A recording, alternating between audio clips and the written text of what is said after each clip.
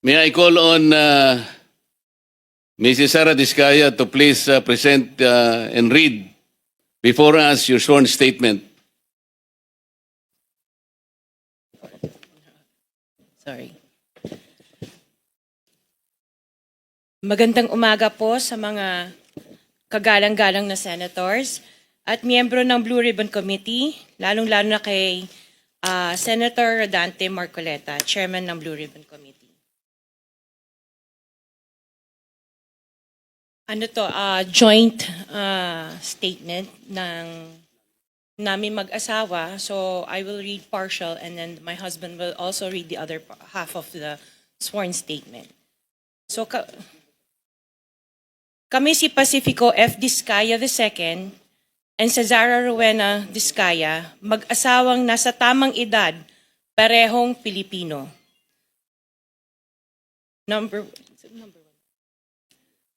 Number one, noon 2003, kaming mag-asawa ay tinayun ang kumpanya na pinangalan namin St. Gerard Construction. Ipinarehistro namin ito sa DTI, nakakuha ng contractor's license at nagsimula na lumahok sa mga pribadong construction projects. Number two, kinalaunan nagsimula na rin kami na lumahok sa mga government projects. Natuklasan namin na hindi naging madali ang trabaho sa mga government projects. Madalas mahirap ang paniningil ng bayad at matagal bago kami mabayaran ng gobyerno. Number 4, hanggang dumating ang pagkakataon, lumapit sa amin ang isang kaibigan na si Voltaire Claveria at inalok kaming magkaroon ng proyekto sa national level gamit ang aming lisensya. Number 5, ipinakilala niya ang sarili niya na nagtatrabaho para sa isang congressman at nangakong kapag nagbigay kami ng pera ay makakakuha kami ng proyekto.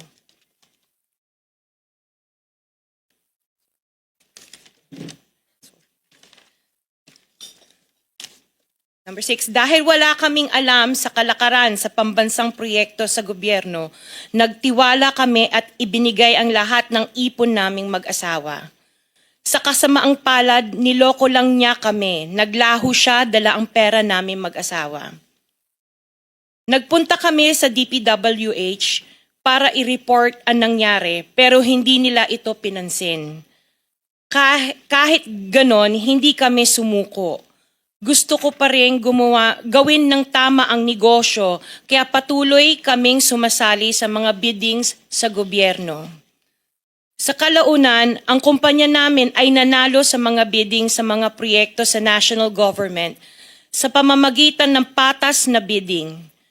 Ibinuhos namin ang lahat ng aming pagsisikap para maipakita ang kakayahan ng aming kumpanya na mayroong maayos na paggagawa, dekalidad na resulta at natatapos sa tamang oras.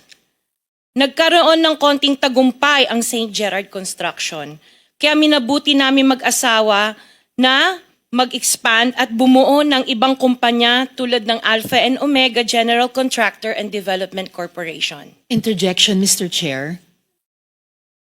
What is the interjection? Salamat, Mr. Chair. Kailangan ko lang pong umakyat sa office sandali para sa isang pulong, but hopefully pagbalik ay nandito pa rin sina Mr. and Ms. Diskaya dahil meron din po akong mga tanong para sa kanila. Oh yes, Salamat we'll make po, sure Mr. that they Chair. will be here for your questioning. Mr. Chair, point Yes. of order. Bakit hindi na lang tayo bigyan ng kopya ng sworn affidavit imbis na basahin nila niya so we can para himay namin yung kanyang sworn affidavit. We'll make sure that all the in order to members will save be time, given a copy, but the chairman is asking them to read it before us for the record. in order to save time, Mr. President, because we have been here since 9 o'clock. We already spent 2 hours and not even one of the senators have asked questions addressed to the resource persons present. I beg the indulgence of the good senator, but it is for the record. This is a sworn statement, at from this statement, kailangan dito sila matanong na mabuti. Proceed. Pakibilisan nyo lang para makatipid tayo ng panahon. Ngunit nung nagsimula ang makilala ang St. Gerard Construction, dumating naman ang panibagong pagsubok. Unti-unti nagsilapitan ang mga district engineers at mga regional directors ng DPWH at mga chiefs of staff na mga mambabatas na nag-aalok ng mga proyektong sinasabi nilang pondo na mambabatas. Nung una, sinubukan naming labanan ng mga ito sa pamamagitan ng pagre-report sa DPWH at pagpapadyaryo ng mga tiwaling kawani ng gobyerno, subalit hindi sila natitinag sa mga ito. Sabi nila dapat tanggapin namin ang realidad na dapat kaming magbayad sa mga pambabatas kung gusto po namin magpatuloy na magkaroon ng project sa gobyerno. Kung hindi, binabala nila na matatanggal na sa listahan ang kumpanya namin at hindi na makakakuha ng kahit anong proyekto. Hindi namin ginusto kailanman na mapasama sa ganitong sistema, pero kailangan namin magpatuloy para sa pamilya at mga empleyado namin. Dahil sa aming paglaban sa mga tiwaling bidding, maraming beses naming naranasan na ma-disqualify ng Bids and Awards Committee ng DPWH na hawak na mga mambabatas na nagpondo sa proyekto. Dahil naiipit na ang aming negosyo, lumulubog na kami sa lumalaking utang ng kumpanya at peligro sa buhay ng aming pamilya. Napilitan kaming makisama sa kalakaran kahit labag sa aming kalooban. Magandang umaga po, Mr. Chair at kagalang-galang na senators at miyembro ng Blue Ribbon Committee, lalong-lalo po kay Senator Rodante Marcoleta. Diretso na. Number 15, sorry po. 16, paulit-ulit kaming ginamit ng mga nasa pwesto sa sistemang ito. Wala kaming magawa dahil kung hindi kami makikisama, gagawa nila ng problema ang project na na-award sa amin sa pamamagitan ng mutual termination o pagkakaroon ng right-of-way problem na parehong nagdudulot ng hindi matuloy ang implementasyon ng mga proyekto. Matapos naming manalo sa mga bidding, may mga opisyal mula sa DPWS ang lumalapit sa amin para humingi at kumuha ng bahagi niya sa halaga ng proyekto. Ang hinihingi nilang porsyento ay hindi bababa sa 10% at umaabot pa sa 25% na naging kondisyon upang hindi maipit ang implementasyon ng kontrata. Ito ay binibigay namin sa kanila ng cash. Ang bawat transaksyon ay may karampatang voucher at ledger na nagsasaad ng mga araw at kung kailan nila ito natanggap.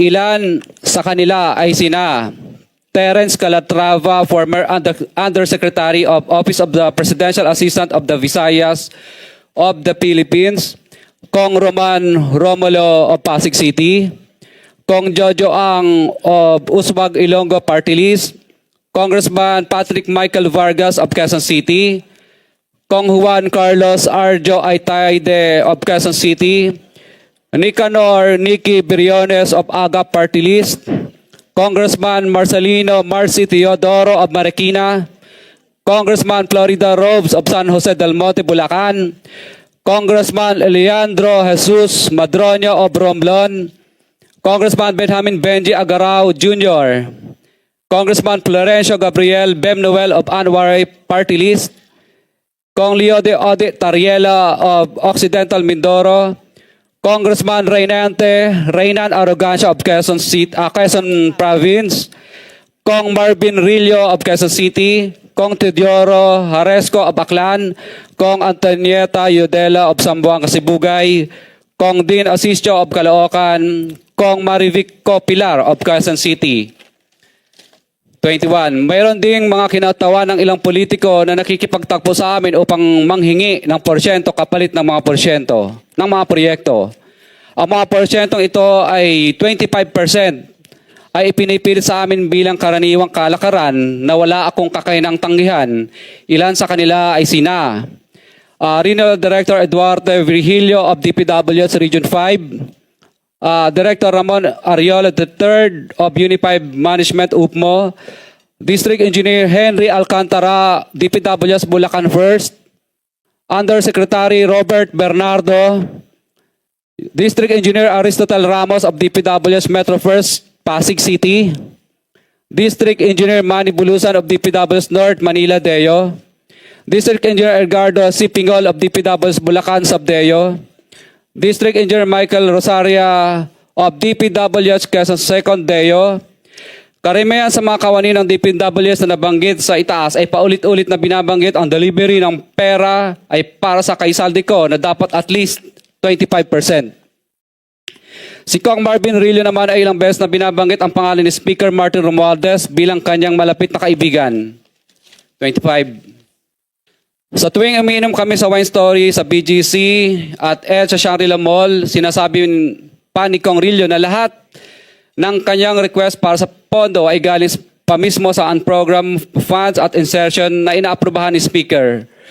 Ang tao ni Marvin Rillo na si Bogs Magalong ang pumupunta sa amin para kunin ang pera sa aming opisina o sa Wine Story.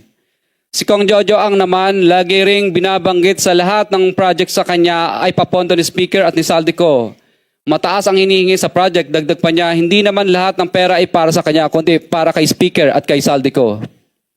Sa lungsod ng Pasig naman, lumapit sa akin ang DPW's project engineer na si Angelita Garucha para kolektahin ang parte ni Kong Roman Romulo sa flood control projects noong 2022. 28, number 28. Pagdating ng 2025, si District Engineer Aristotle Ramos ang sumunod na nagpakilala na bagman ni Kong Roman Romulo kung saan 30% ang kanyang hiningi ay para kay Kong Roman Romulo.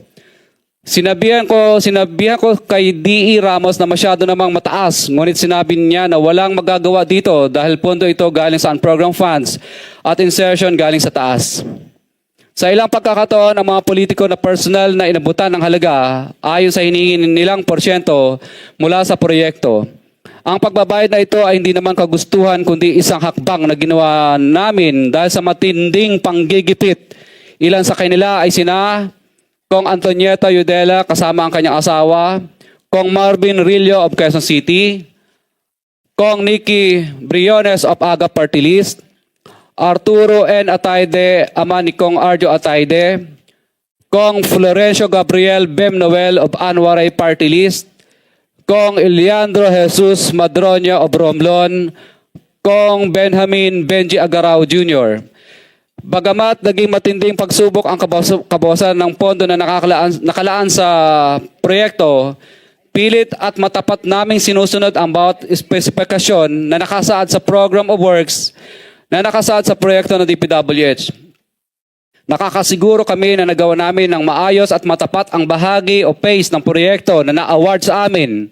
Sa katunayan, hindi kami mababayaran ng DPWH kung hindi ito dumaan at pumasa sa maraming material testing na naaayon sa design ng DPWH. Ina-assess at ini-inspect ng DPWH ang bawat proyekto base sa natapos na parte o accomplishment. Napilitan kami na i-absorb ang kabawasan na ito na nagdudulot ng maliit na kita o pagkalugi sa ilang projects.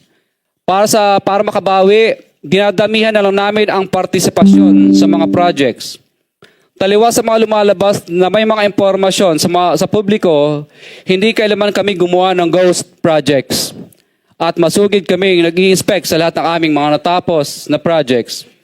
Handa po kaming tumistigo ng walang pilit at kusang loob bilang state witness at sabihin ang lahat ng nangyayaring katiwalaan ng Kamara, DPWH at iba pang mga kawani ng gobyerno upang gawin ang tama.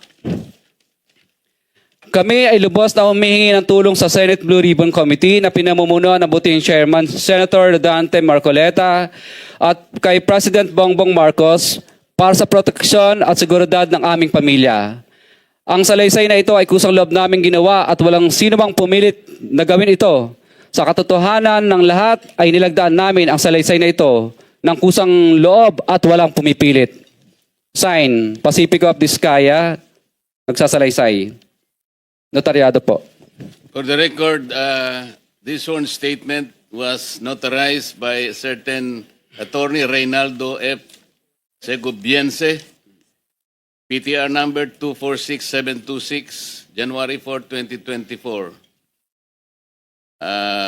Hanggang ang MCLE ay 2025, This was notarized on September 6, 2025. Mr. Chair.